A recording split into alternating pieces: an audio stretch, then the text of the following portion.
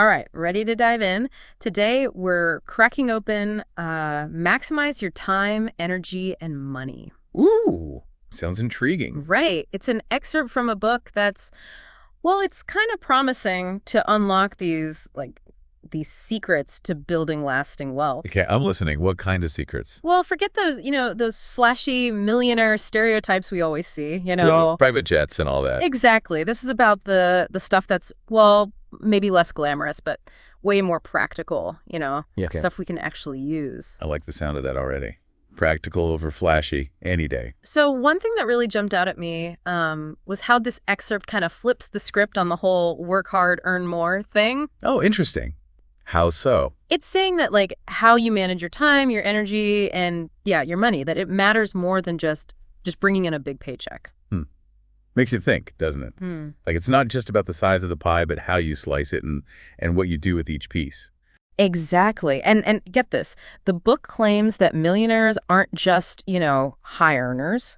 It says they're masters at leveraging their time and energy. Whoa, hold on. So it's saying they're not necessarily working around the clock. They're just, being super strategic about how they spend their time? Right. It almost feels counterintuitive. Yeah, it definitely challenges that whole grind mentality. Yeah. Like the idea that you have to hustle 24/7 to get ahead. Yeah, exactly. So how does that actually work? I mean, how do millionaires actually leverage their time and energy differently? Well, think of it this way.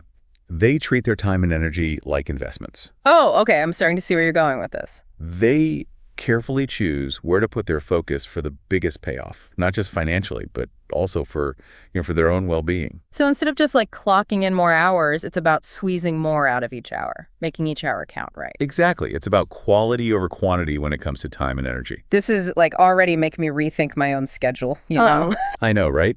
It's a total game changer. And you know what? The book even dives into specific techniques. Have you ever heard of the Eisenhower matrix? The name rings a bell, but to be honest, I'm a little fuzzy on the details. No worries. It's basically a framework for prioritizing your tasks. You categorize everything based on how urgent and how important it is. Okay, I'm vaguely remembering that now. So where do millionaires fit into this matrix? Well, according to the excerpt, they're all about the important but not urgent quadrant. Interesting. So instead of constantly putting out fires, they're focusing on preventing those fires in the first place. You got it. It's like playing chess instead of, whack-a-mole. You're strategically planning and investing your time in activities that really matter. Okay. Now that makes a lot of sense. And it's a lot less stressful too, I bet. Right. And that actually leads us to another crucial piece of this whole puzzle. Living below your means. Ugh, that phrase. I feel like I've heard it a million times, but does it really apply today? I mean, with all the temptations we have. I'd say it's more relevant than ever. Think about it. Easy credit, those buy now, pay later schemes everywhere, the constant pressure to spend, from social media and all the ads. It's true. It feels like we're bombarded with messages to spend, spend, spend all the time. Exactly. But here's the thing.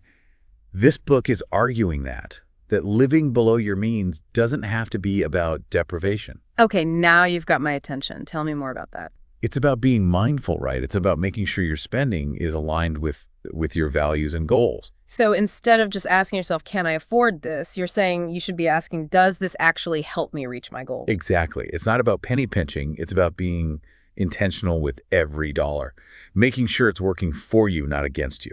I like that. That's actually pretty empowering. Right. It puts you back in control. And you know what else is fascinating? The book delves into how millionaires approach building wealth over time. Want to hear more about that? Of course. I'm always up for uncovering some millionaire secrets. Lay it on me. Well, it all comes down to patience and consistency. They're not chasing those get rich quick schemes you see all over the internet. Those always sound too good to be true. Right. Millionaires, they focus on strategies that are going to create steady growth over the long term. It's about playing the long game. It's like that saying, slow and steady wins the race, right? Exactly. It's a total mindset shift from instant gratification to delayed gratification. I can see how that'd be tough in today's world, Everything's so fast-paced. For sure. But the rewards are worth it in the end. So anyway, the book mentions a few specific strategies that millionaires use. Have you ever heard of value investing? I think so. It's about finding those hidden gem companies that are like undervalued by the market, right? Exactly. You do your research, you find those companies with like solid fundamentals, but their stock price is like way lower than it should be. Okay, yeah, I'm starting to remember now. So what else besides value investing? Well, real estate's a big one. Makes sense. Property usually goes up in value over time. Right. I You get get ya. that appreciation. Plus, you can get that passive income if you rent it out. Oh, right, right. Rental income. Okay, and I'm guessing there's got to be something about index funds in here too, Of right? course. Index funds, those are a classic. You're basically investing in like a whole basket of stocks, which, spreads out your risk. Right, diversification, right. Don't put all your eggs in one basket. Exactly. And index funds, they tend to, they tend to perform really well over time, Hmm. especially if you're like just starting out with investing. Okay, this is where I always get a little lost, to be honest. I mean, there are just so many different investment options, Yeah. Stocks, bonds, mutual funds, ETFs. It's overwhelming. Yeah, I get it. It can definitely feel like information overload. But the good news is you don't have to be a Wall Street whiz to get started. So where do you even begin? Like, what's a good first step for someone who's, totally new to this? Well, I'd say just start by learning the basics, right? Yeah. There are tons of resources out there like websites, books, even YouTube channels that can break it down in simple terms. Okay, that's good.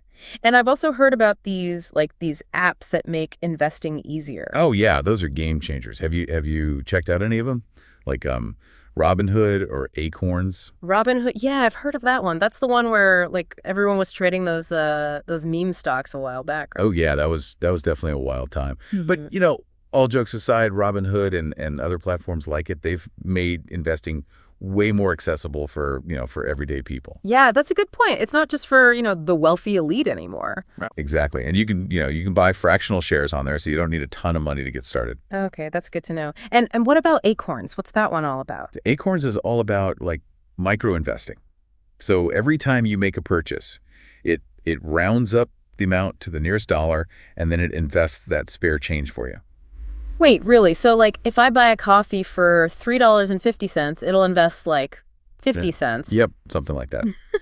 It might seem small, but trust me, those little bits, they add up over time, Yeah. especially with, the magic of compound interest. That's actually pretty clever. It's almost like a game, It could make saving and investing more fun. Exactly. Yeah. And it's totally automated, so you don't even have to think about it. I like that. Set it and forget it. So it seems like technology is like a really important part of this whole wealth building thing. It totally is. Yeah. The book really emphasizes that. It's like technology can be your financial sidekick. Yeah. It can automate your savings. It can help you track your investments. It can even educate you along the way. So it's not just about being smart with your money. It's also about using technology to make your money work smarter for you. Exactly. And, speaking of working smarter, not harder, there's another key principle that the book highlights that I think is often overlooked, and that's the power of delegation. Delegation. Isn't that like something that CEOs do? Or like, super busy executives? Not necessarily. Think about it. What are some things in your life that you could maybe outsource or automate? That's a good question. Let me think. I mean, I definitely spend way too much time on like paying bills and meal planning and grocery shopping. It's like it all just eats up my time. And those are perfect examples of tasks that you can totally delegate or automate. There are apps that can manage your bills for you. There are services that will deliver pre-portioned ingredients and recipes to your door. There's even grocery deliveries, so you don't even have to step foot in a store. Okay, yeah, I can see how that would free up a lot of time and probably a lot of mental energy too. Exactly. And think about what you could do with all that extra time and energy, right? You could learn a new skill. You could start a side hustle. You could even just spend more quality time with your loved ones. It's like it's not just about saving money. It's about saving your sanity too. Exactly. And it all ties back to this idea that your time and energy are your most valuable assets. By delegating or automating those lower value tasks, you can free up more time and energy for the things that really matter. This is like making me rethink my whole approach to life. Yeah. It's not just about financial advice. It's like it's a blueprint for living a more fulfilling life overall. I think you're absolutely right. And speaking of living a fulfilling life, there's one more crucial aspect that the book explores that I think is super relevant today. Yeah. And that's the role of continuous learning in building wealth. Ready for this last piece of the puzzle? Oh, yeah. Hit me with it. Always eager to learn more. All right, so we've talked about like leveraging time, being smart with our energy, even using technology to automate stuff. Where does this continuous learning thing fit into, building wealth? It's huge. And honestly, it's more important now than ever, right? Like we're drowning in information these days. Yeah, for sure. It feels like every time I open my phone, there's like a million articles and videos telling me what to do with my money. It's a lot. Right. So it's not just about like passively consuming all this stuff. It's about like actively seeking out knowledge that actually moves the needle, you know? So it's not about being a know-it-all, it's about being a learn-it-all.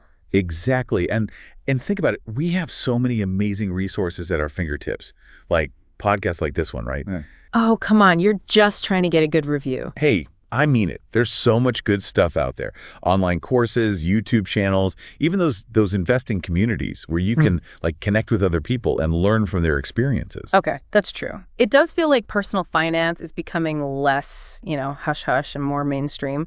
People are actually talking about money stuff openly now. Right. And that's a good thing. The more we talk about it, the less scary it becomes. Yeah, definitely. So it seems like technology is like a double-edged sword here, right? It can bombard us with information, but it also makes it easier to learn and connect with others. Exactly. It's all about being intentional with how you use it. Okay, so if we zoom out and look at the big picture, building wealth isn't just about like one secret trick, is it? Nope, not at all.